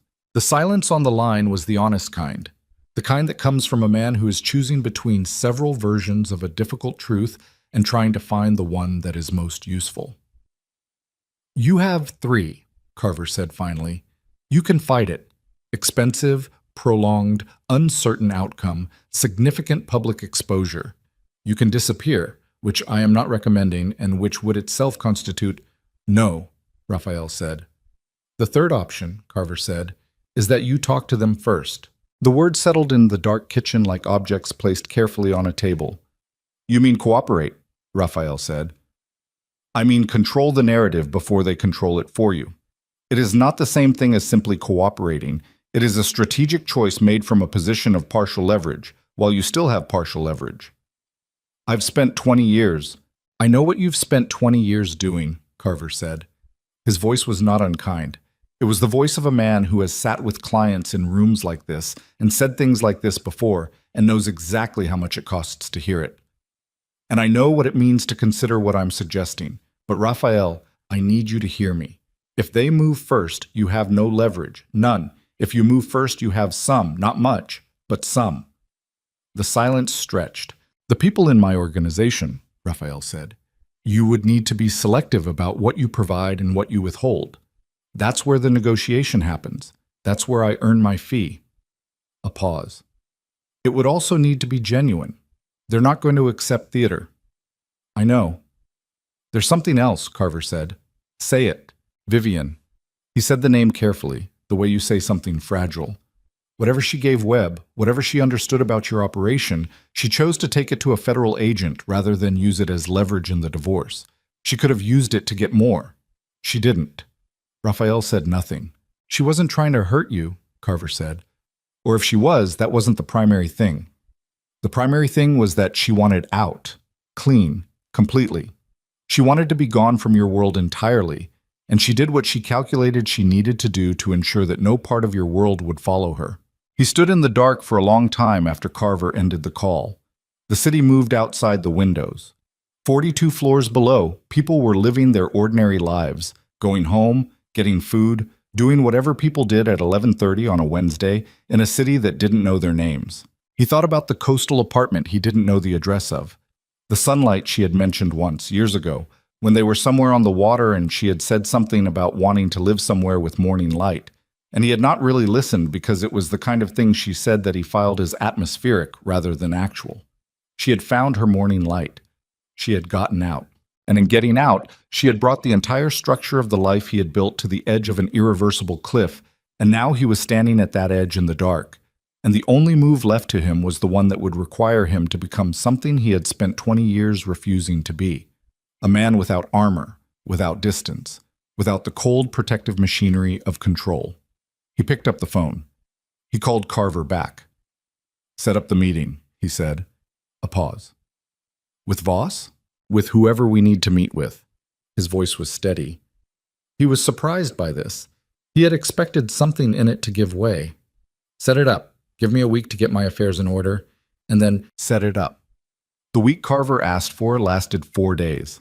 On the first day, Raphael called Paulie Stenz at 6 in the morning and told him to come to the penthouse, not the office. Paulie arrived at 7 with the careful face of a man who has been expecting a call he didn't want to receive. He was 51, heavy-set, with the particular stillness of someone who has spent 15 years managing money that could not afford to be visible. He sat at the kitchen table and Raphael sat across from him, and they looked at each other for a moment without speaking. How bad? Paulie said. Bad. How much do they have? Enough to open formally, possibly enough to indict on the layering structure alone. Paulie pressed his mouth together. He looked at the table. The Harrow accounts. Yes. The Delcourt property series. Probably. A long exhale through his nose. The Meridian Fund. I don't know yet. That's what I need you to tell me. I need you to go through everything, every structure, every vehicle, and tell me exactly what a federal forensic accountant would find if they started pulling threads. I need to know before they do. Paulie looked at him. You're going to cooperate. It wasn't a question. Raphael didn't treat it as one. I'm going to control what I can before I lose the ability to control anything. He met Paulie's eyes. That means I need the full picture. All of it. No gaps, no assumptions about what they might not find, everything. Paulie sat with this for a moment. He was not a man who frightened easily. He was, however, a man who understood the specific weight of what Raphael was describing, and he sat with it the way you sit with something heavy before you decide whether you can carry it. My exposure, Paulie said. We'll talk about that. Part of what Carver is negotiating includes the people adjacent to me. That conversation depends on what you give me now. Another silence. Then Paulie nodded, once, and reached into the inside pocket of his jacket and took out a small notebook, the kind he had always used, paper, handwritten, a habit Raphael had argued with him about for years, and which now struck him as possibly the only genuinely wise thing Paulie had ever done. They worked for 6 hours. By the time Paulie left, Raphael had a complete picture of his own organization that was more detailed and more damning than anything he had allowed himself to fully assemble before. He had always known the components. He had never sat with all of them simultaneously laid out in sequence, had never seen the whole shape of it, the way it looked from the outside, from the position of someone trying to understand and prosecute, rather than someone trying to build and conceal. It looked from that angle like exactly what it was. On the second day, he called Dominic. This was the conversation he had been avoiding and could no longer avoid. Dominic arrived at noon, and unlike the meeting with Paulie, which had been operational, this one was something else, something that required a different kind of language between two people who had spent their lives in the shorthand of brothers who understood the same things without saying them. Dominic sat at the kitchen table and listened. He did not interrupt. He did not ask questions until Raphael had finished, and when Raphael finished, he sat for a moment in the quiet of the kitchen and looked at his hands on the table. "You're protecting me," Dominic said. "I'm doing what Carver advises."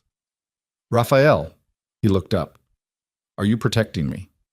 A pause. "The operational details that involve you directly are not the primary focus of what I'm providing. That's accurate." Dominic looked at him for a long moment. His face did something complicated, something that moved through several registers too quickly to name, before settling into a stillness that looked, from the outside, like composure, but was something rawer than that. "You should have let me find you someone else," Dominic said. His voice was quiet. "Years ago, when we were first building this, I told you it was getting too large and you should find someone else to carry the parts that needed carrying, and you said, I know what I said. You said you trusted me more than anyone else. That's still true. It shouldn't have been the reason." Dominic looked at the table again. "You put me in this because you trusted me, and I stayed because I trusted you, and neither of us ever thought about what it would look like from the outside." He stopped. "Rosa's going to—" He stopped again. "I know. She's going to be— I know, Dominic." The words sat in the kitchen between them for a moment. "The kids," Dominic said. His voice did something at the word that both of them registered and neither commented on. "Carver says your exposure is manageable," Raphael said. "The areas where your involvement is direct or narrow. He thinks a skilled argument about the scope of your knowledge. Don't," Dominic said it quietly. "Don't give me the legal version right now. Just tell me what's actually happening." A pause. "I made choices that put you in a position you shouldn't be in," Raphael said, "and I'm trying to limit the damage those choices do to you. That's what's actually happening." Dominic looked at his brother across the kitchen table in the apartment where the walls still held the shadows of photographs that were no longer there, and said nothing for a long time. "Okay," he said finally. That was all. On the third day, the meeting was set. Carver sent the details through a channel that required 3 steps to access, which was the kind of thing that would have felt theatrical 6 months ago and now felt simply practical. Federal Building on Crane Street, the office of Sandra Voss. 9 a.m. the following morning. Carver would attend as counsel. A prosecutor named Delano would be present.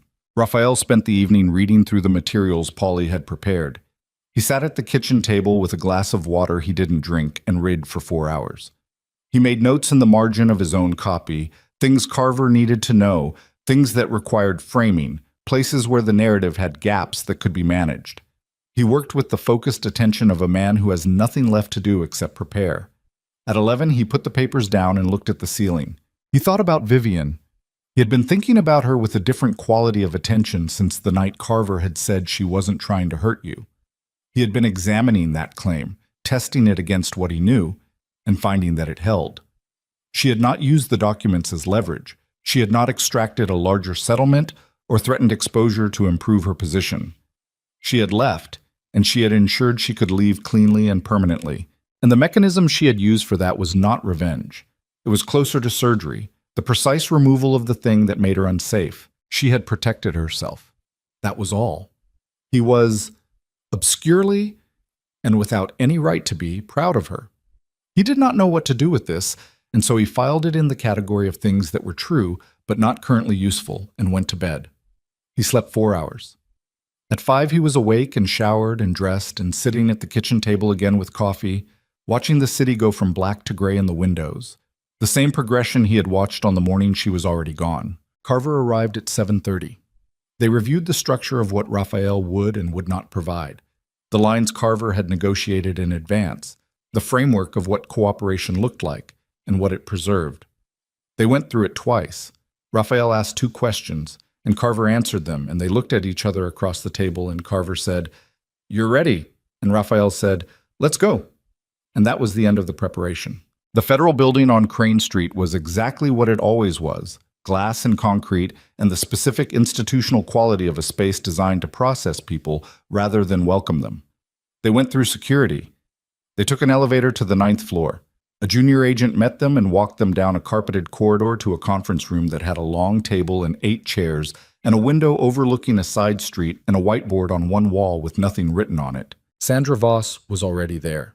She was 50, compact, with the kind of face that had learned not to give away information a long time ago. She stood when they entered and shook hands with both of them without warmth, but without hostility either, the professional neutrality of a woman who has done this many times and knows how to keep the room at the right temperature. Delano was younger, 38 or 40, with the energy of someone who believes in the work. He shook Raphael's hand and held the grip a half-second longer than necessary, looking at him with the direct, interested attention of someone who has been reading about a person for months and is now, finally, in the room with them. They sat. "Mr. Vescari," Voss said, "thank you for coming in." "Of course," Raphael said. The words were formal and almost absurd, and everyone in the room knew it. He had not come in out of civic virtue. He had come in because his attorney had calculated that this was the least bad option, and everyone at the table understood this, and the ritual of courtesy they were performing was simply the agreed-upon lubricant for a process that everyone needed to move forward. "We appreciate that your counsel reached out proactively," Delano said. "That's noted, and it matters." "Good," Carver said. "We want to be clear about what we're looking for," Voss said. She had a folder on the table in front of her, and a legal pad and a pen she had not yet picked up. "We're not interested in destroying something for the sake of destroying it. We're interested in a specific set of relationships and a specific pattern of financial conduct. If your client can help us understand those relationships and that pattern more completely, we have significant flexibility in how we discuss his own situation." "Define significant," Carver said. Voss looked at him. "Enough to make this conversation worth having." A pause. "What do you need to start?" Carver said. "The Moreau connection," Delano said. His voice was direct, no performance in it. "We know Armand Moreau's relationship with the Vescari organization goes beyond the stated joint ventures. We know there's a parallel structure. We want to understand it." The room was very quiet. Raphael looked at Delano. He thought about Armand Moreau in Paris, answering his daughter's call at midnight, saying "come home," processing his grief and his wounded pride, and deciding to make it Raphael's problem. He thought about how Moreau's move, which had felt like a business strike, had actually been the key that opened a door that was already unlocked, and how Moreau had no idea that in trying to punish Raphael, he had accelerated a timeline that would bring its own kind of scrutiny to the Moreau organization and its own kind of complications to a man who thought he was moving from a position of safety. "The Moreau parallel structure," Raphael said, "is more extensive than what you have in the documents you've seen." Voss picked up her pen. They went for 4 hours. Raphael talked with the careful precision of a man who has decided on a perimeter and is defending it, providing what was inside the perimeter with full detail and honesty, holding the perimeter itself with the practiced control of someone who has spent 20 years knowing where lines are. Carver intervened twice, once to clarify the scope of a question and once to request a 10-minute break during which he and Raphael stepped into the corridor and spoke in voices too quiet for the agents inside to hear. "You're doing well," Carver said in the corridor. "I know what I'm doing." "I know you do. I just wanted to say it." They went back in. By the time they finished, it was past 1. Voss closed her folder. Delano made a note on his legal pad and put his pen down. The quality of the room had changed in 4 hours. Not warmer, but more settled, the way a room changes when the thing that was going to happen has happened, and everyone can stop bracing for it. "We'll be in touch through your counsel," Voss said. "There are details to formalize, documents to sign. This is the beginning of a process, not the end of one. Understood, Carver said. Mr. Vescari. Voss looked at him directly for the first time since they had moved past the formalities of the opening. I want to be honest with you. What you've provided today changes things, but the process from here is going to be difficult. There will be moments where your patience is tested, and where the terms feel unreasonable, and where you will want to walk back from what you've started. I'm aware of that. I'm telling you because I've had people walk back. It makes everything worse. I'm not going to walk back, Raphael said. She looked at him for a moment. Whatever she was assessing, she apparently arrived at some provisional conclusion about it, because she nodded once and stood, and the meeting was over. In the elevator going down, Carver stood beside him and said nothing for 4 floors. Then he said, "That went as well as it could have." "Yes. The next few weeks are going to be harder." "I know." The elevator reached the lobby. They walked out into the Crane Street afternoon, the ordinary noise of the city, traffic and voices, and the distant mechanical sounds of construction somewhere to the east. Raphael stopped on the sidewalk. Carver stopped beside him. "Go home," Carver said. "Rest. I'll call you tonight." Raphael nodded. Carver got into a waiting car. Raphael stood on the sidewalk for a moment. He had just done the thing that was irreversible. He had stepped across the line that 20 years of his life had been organized around never crossing. He had put the name Armand Moreau on a federal record and given 4 hours of detailed information to 2 agents who were going to use it to dismantle structures that had taken years to build. And in doing so, he had also placed a significant portion of his own life into the hands of people whose interests were not his interests, but whose goodwill he now required. He had given up the armor. All of it. He stood on the sidewalk in the cold air and felt the exposure of it, the extraordinary vulnerability of a man who has just made himself small enough to survive something, which is a different kind of small than he had ever been. His phone buzzed. A message from Dominic. 3 words. How did it go? He typed back 2. It's done. He put the phone in his pocket and started walking. He didn't take the car. He needed to be on the street, in the cold, in the ordinary movement of a city that was going about its business around him. He walked for 40 minutes through neighborhoods he knew and neighborhoods he didn't, past restaurants and storefronts and the ordinary human traffic of a Tuesday afternoon.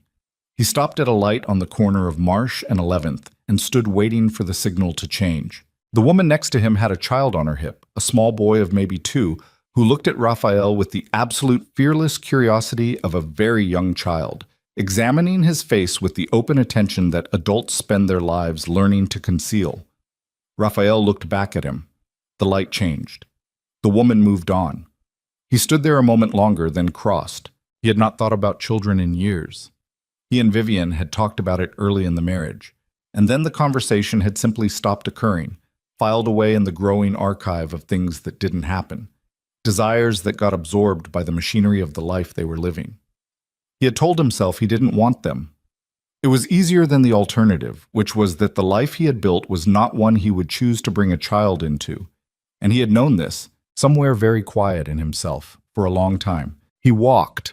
He walked until the light changed and the afternoon went gold, and the city began the particular shift toward evening that he had always loved, the blue hour, the time of day when the city looked most like itself. He walked past the restaurant where he and Vivian had eaten on their first anniversary, without planning to, and stopped in front of it for a moment. It was still there, same sign, same windows. He could see people inside, the warm interior light, the ordinary arrangement of tables and people, and the quiet work of an early dinner service. He moved on. On the coast, at approximately the same hour, Vivian was standing in front of a canvas in the second bedroom that had become her studio. She worked in the late afternoon light, which came through the west-facing window at a low angle and made the colors difficult to judge accurately, which she had decided was actually useful because it forced her to trust the work instead of second-guessing it in the hard light of full day. She had been painting for 2 hours. Her hands were stained with blue and a gray that kept going warmer than she intended, and she was not entirely happy with the upper third of the canvas, but the lower half was doing something she hadn't planned and found more interesting than what she had planned.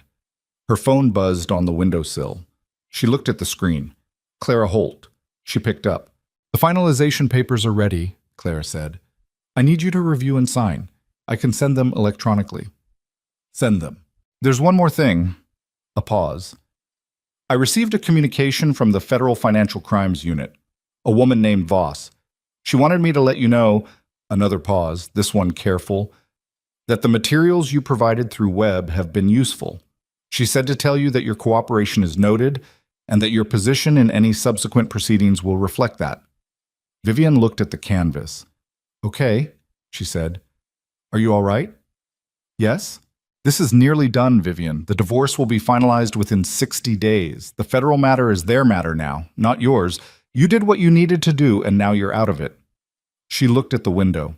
The strip of ocean visible between the buildings was dark silver in the fading light. I know, she said. Good. Claire's voice was warmer now, the professional caution softening. How are you, actually? A pause.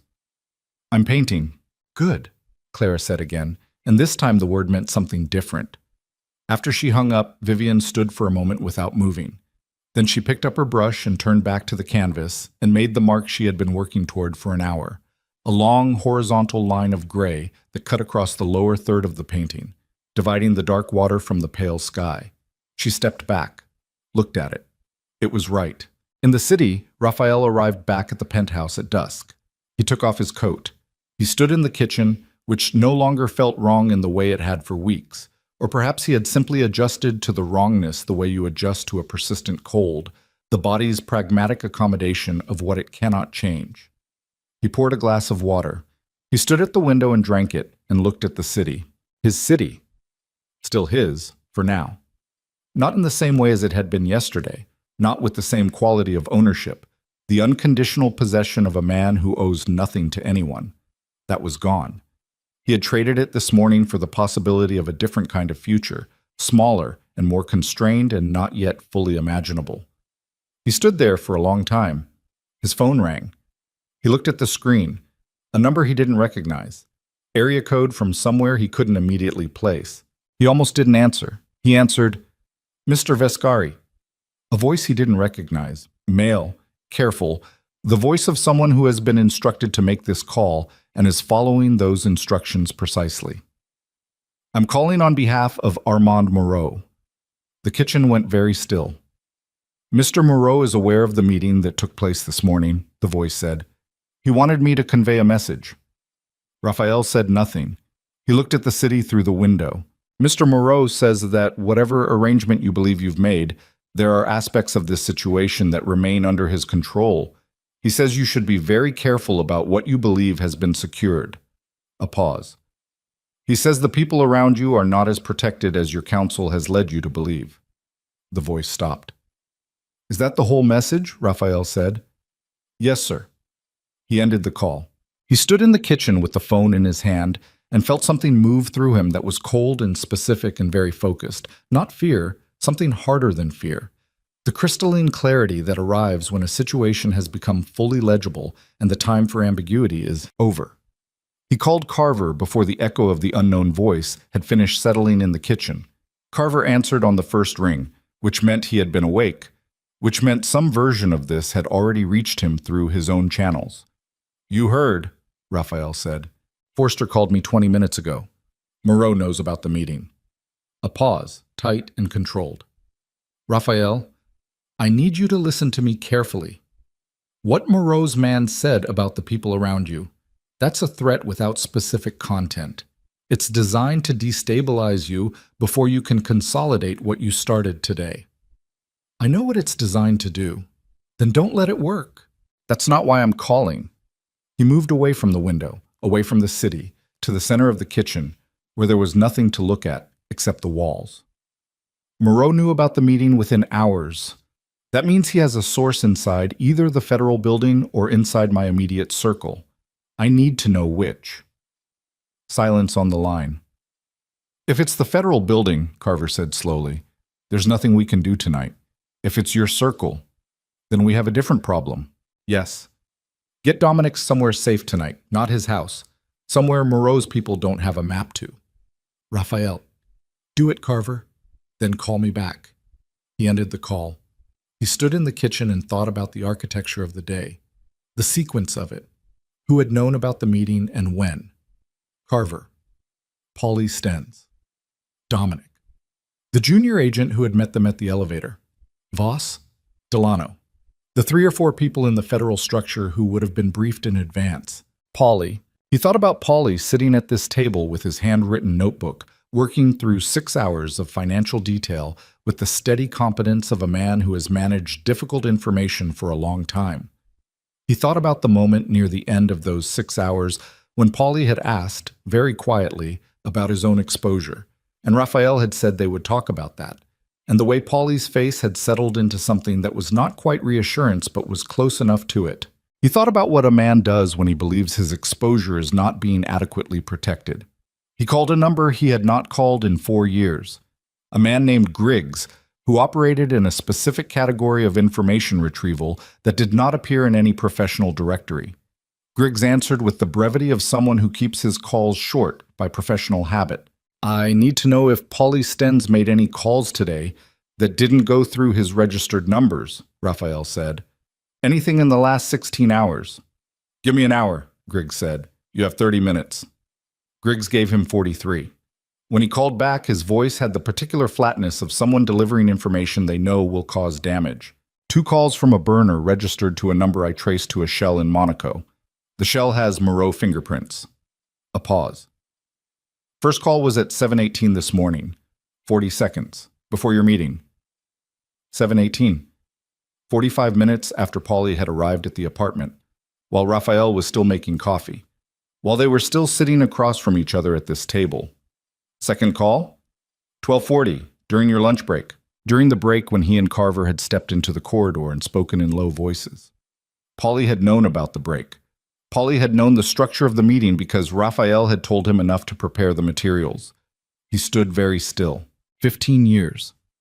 Paulie Stenz had been with him for 15 years, had managed the financial layering of his entire organization, had sat at tables in rooms where things were said that could not be unsaid, and had been, as far as Raphael had ever assessed, the most reliable person in his operational structure. Not loved, not trusted with everything, but reliable in the way that a good mechanism is reliable, consistent, predictable, always functioning within its specified parameters. He had missed the moment when the parameters changed. He called Carver back. "It's Paulie." A long silence. "Are you certain?" Griggs confirmed 2 contacts with a Moreau-linked number, first one before the meeting. Another silence. "Then Moreau knew before you walked in the door." "Yes." Which means he was already prepared." Raphael's voice was steady. He could feel his own pulse in his throat. Elevated but controlled, the physical intelligence of a body that has shifted into a different register. "The threat about the people around me. He's trying to use Dominic as leverage. He wants me to pull back from what I started today. If you pull back, I know what happens if I pull back." "Raphael." Carver's voice was different now, stripped of its professional coding, something more direct underneath. "If Moreau has a source inside the federal building as well as Paulie, he may be able to complicate your arrangement with Voss. He may be able to make it look like you're playing both sides. That could void everything we negotiated today. Can he actually do that?" A pause. The honest kind. "Possibly, if he moves quickly and we don't counter it." "Then we counter it." "How?" "I call Voss tonight, not through you, directly. I tell her about Paulie, about the Moreau contacts, about the call I received this evening. I put it all on the record before Moreau has the chance to frame it." Silence. "That's aggressive," Carver said. "Yes." "It accelerates everything." "Yes." A long breath on the line. "It might also demonstrate good faith in a way that nothing else can. That's why I'm doing it." "Call me after," Carver said. He had Voss's direct number because Carver had insisted on it as a condition of the morning meeting. He stared at it for a moment before dialing, and in that moment he allowed himself to feel the full weight of what he was about to do, not managing it, not containing it, just letting it be present in his body for a few seconds. The cold in his chest, the rawness of a day that had taken everything he had built and dismantled it in careful increments until all that was left was this: a man standing in a kitchen at 9:30 at night with a phone in his hand and nothing left to protect except the truth. He dialed. Voss answered on the 3rd ring. She did not sound surprised. She sounded like someone who had been half expecting the call. Mr. Vescari, I need to add something to the record, he said. Tonight, not tomorrow. A pause. Tell me. He told her. All of it. Polly's calls, Griggs's information, the call from Moreau's representative, the threat about the people around him, his assessment of what Moreau was attempting to accomplish. He spoke for 11 minutes without stopping, in the same careful, detailed register he had used that morning, and Voss listened without interrupting except for two precise questions that told him she was already ahead of him on certain pieces of it. When he finished, she was quiet for a moment. The source inside this building, she said, if there is one. I don't know that there is. I know that Moreau had information about the meeting within hours. The source could be entirely external to your operation. But you wanted me to know. Yes. Why? He thought about how to answer this and decided the only answer that was both true and useful was the simplest one. Because I'm not playing two sides. I want that on the record. A pause. Then, Mr. Vescari, I'm going to ask you something directly. Go ahead. Polly Stens. Do you want us to move on him, or do you want to handle that yourself? The question was flat and professional, and contained an entire world of implication inside it, the world of what handling it yourself had meant for 20 years, the world of what his answer would say about who he was now versus who he had been then. I want you to move on him, Raphael said. Tonight, if possible. Another pause, this one briefer. We'll be in touch. She ended the call. He put the phone on the counter. He stood in the kitchen and breathed for a moment. Just breathed. The simple mechanical fact of it, in and out, the body continuing its work regardless of everything else. He called Dominic. Where are you? He said when Dominic answered. The hotel on Garfield. Carver called. A pause. Rosa's with me. I told her... A breath. I told her enough. How is she? A silence that answered the question more honestly than words would have. She's Rosa, Dominic said. Tell her I'm sorry. She knows. Tell her anyway. Raphael. Dominic's voice was quiet. Polly. Yes. I suspected. I should have. Don't. There's no useful version of that sentence. A pause. What happens now? Now we wait. Voss is moving on Polly tonight. The Moreau piece is on the record. Carver thinks we can hold what we built today. He stopped. I think we can hold it too. And then we deal with what comes next. He looked at the window, at the city in the dark. One thing at a time. They stayed on the line for a moment without speaking, the silence of two brothers who have been in trouble together before and know the particular quality of waiting for something to resolve, the way it sits in the body, the way it makes the ordinary objects of a room look strange. Get some sleep, Raphael said. You too. He didn't sleep. He sat in the kitchen until 2 in the morning, drinking coffee and not thinking about anything in particular, which was the closest he could get to rest. At 2:15, Carver sent a message. Stens in custody. Clean operation. You're still on the right side of this. He read it twice. Set the phone down. At 2:40, he went to the window and stood there looking at the city for a long time.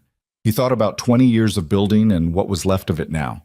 The legitimate businesses would survive. The properties, the legal investments, the structures that had been clean enough to withstand scrutiny. What had been built on top of them, the architecture of control and power and organized illegality, that was done. He had known it was done when he sat down across from Voss that morning and started talking. He had known it was the right decision, and he had known the cost of it simultaneously, both things true at once, which was more honest than most of the decisions he had made in the previous 20 years. The Moreau situation took 3 weeks to resolve. Not cleanly. Nothing about it was clean.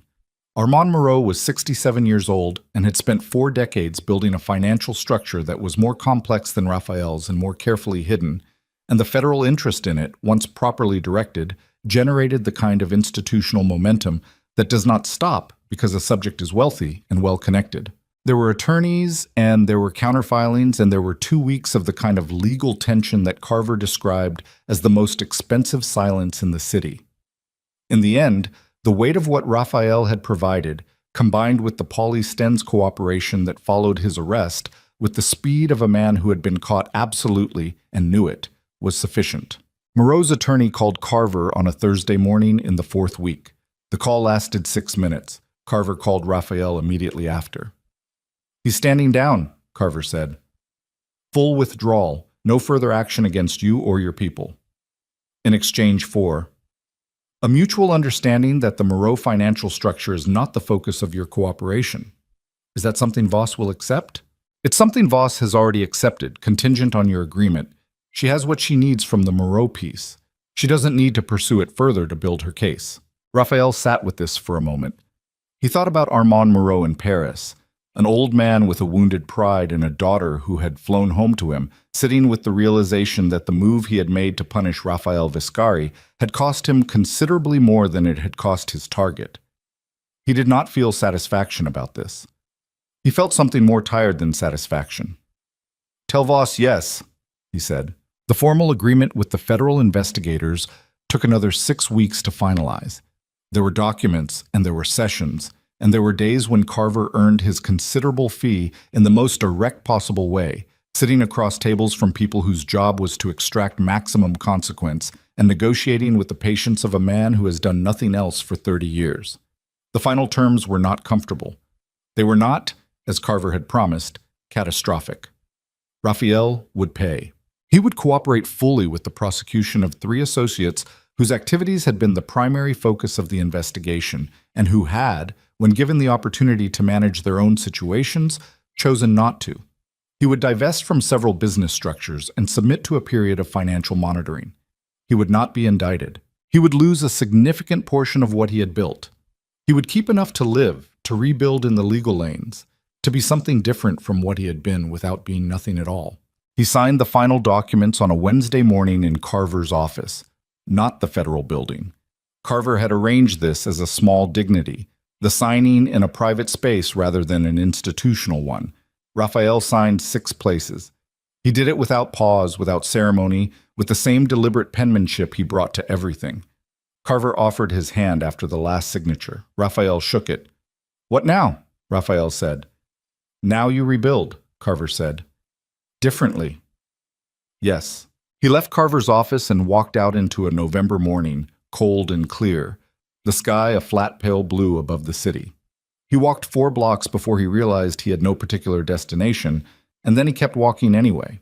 2 months later, on a Tuesday afternoon in the second week of January, Raphael was in a town 700 miles from the city for a meeting with a real estate developer who was interested in a legitimate joint venture, one of the first of what Carver had begun to call the reconstruction projects. The meeting was at a hotel downtown.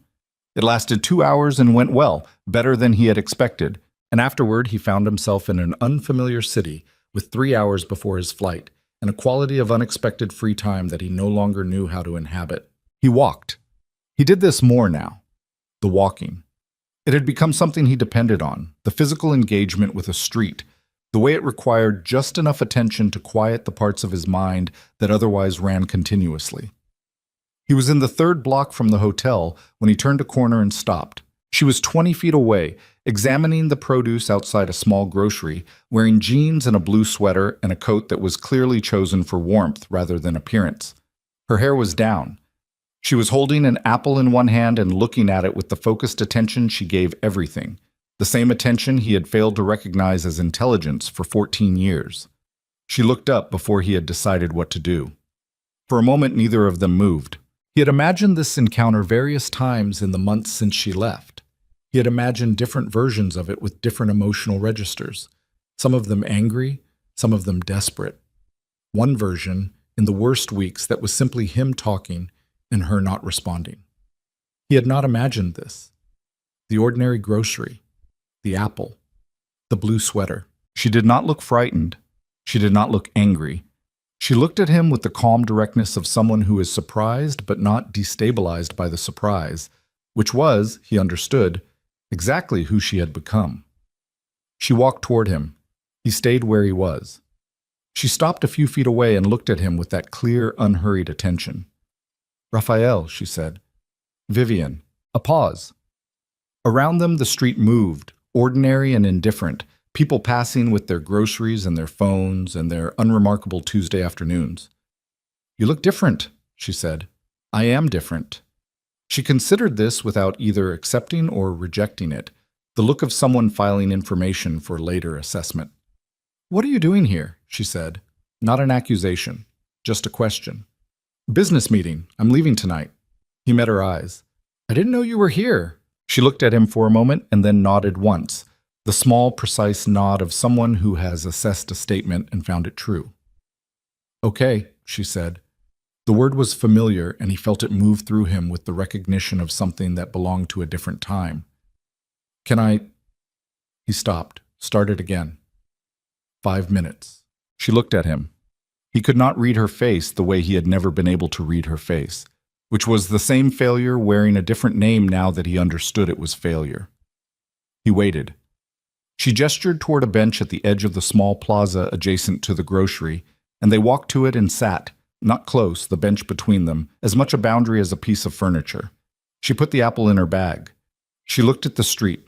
He looked at her profile, at the particular quality of stillness she had always had, that he had spent 14 years misreading as passivity, and felt the full weight of what had been lost and what he had done to lose it settle into him with a clarity that had nothing of self-pity in it, just the fact of it, plain and irreducible.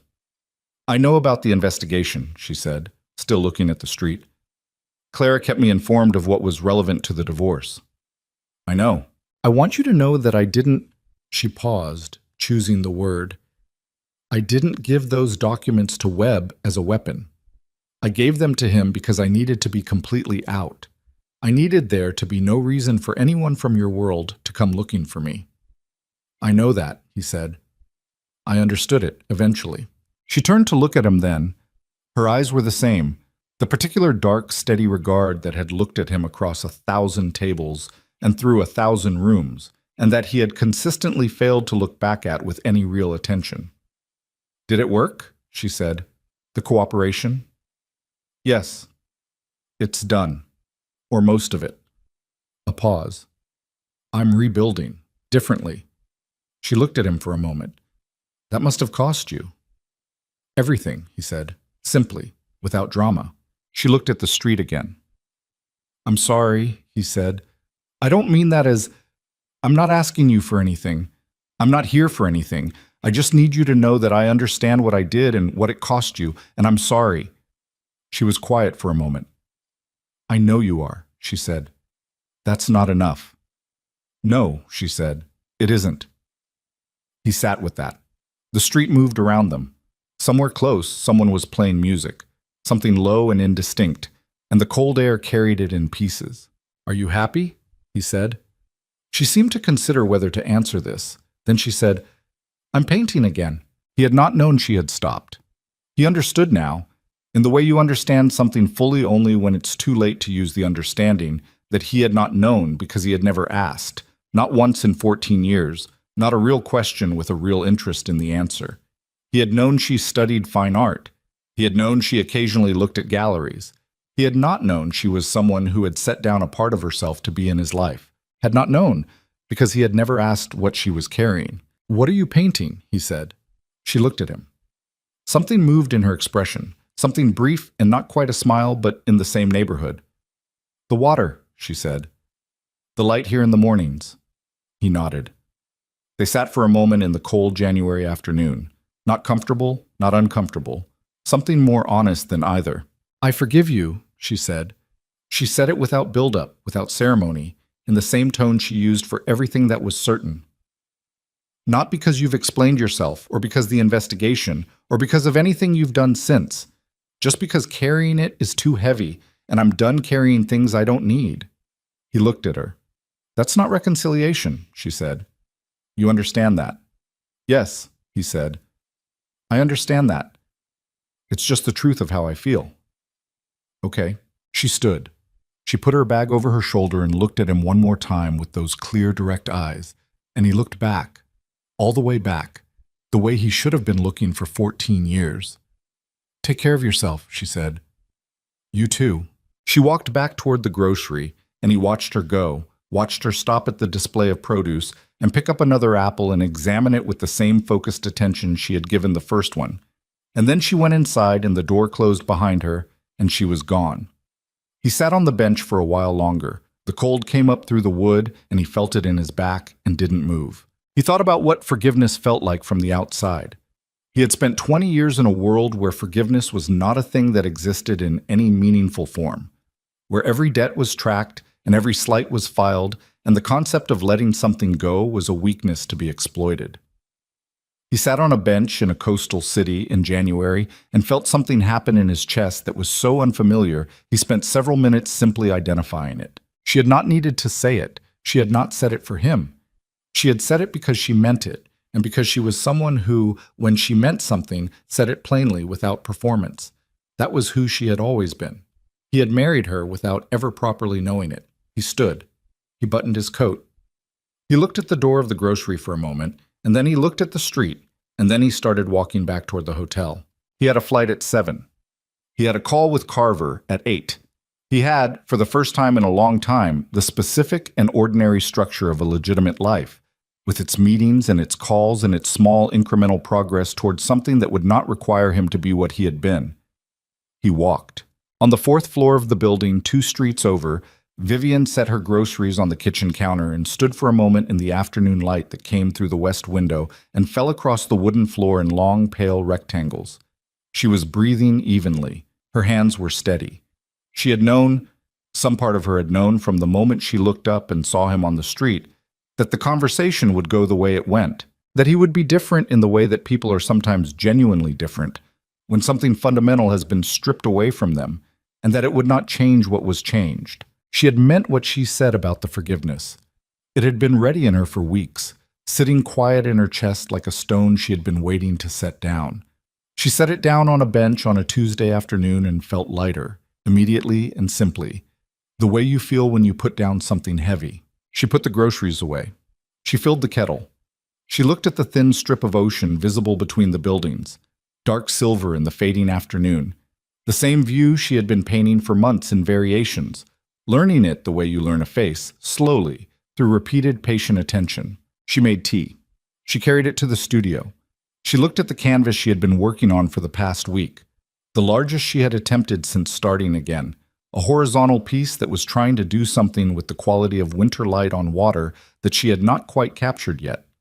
She studied it for a moment, drinking her tea, letting her eyes move over the surface without judgment. She picked up a brush.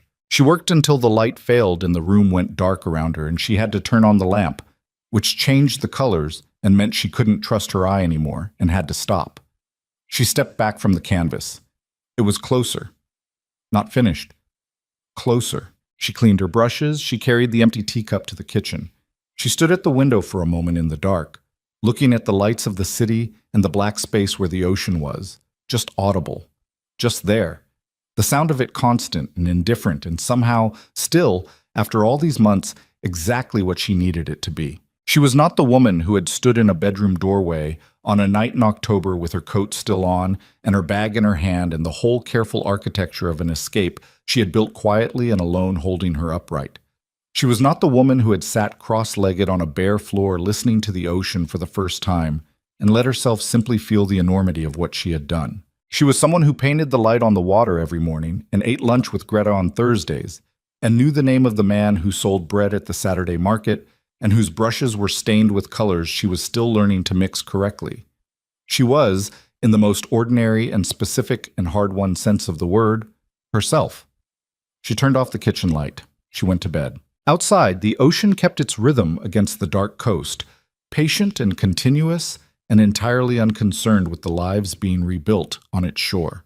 And the night moved through its hours in the way that nights do, slow and certain, carrying everyone forward into whatever came next, whether they were ready or not.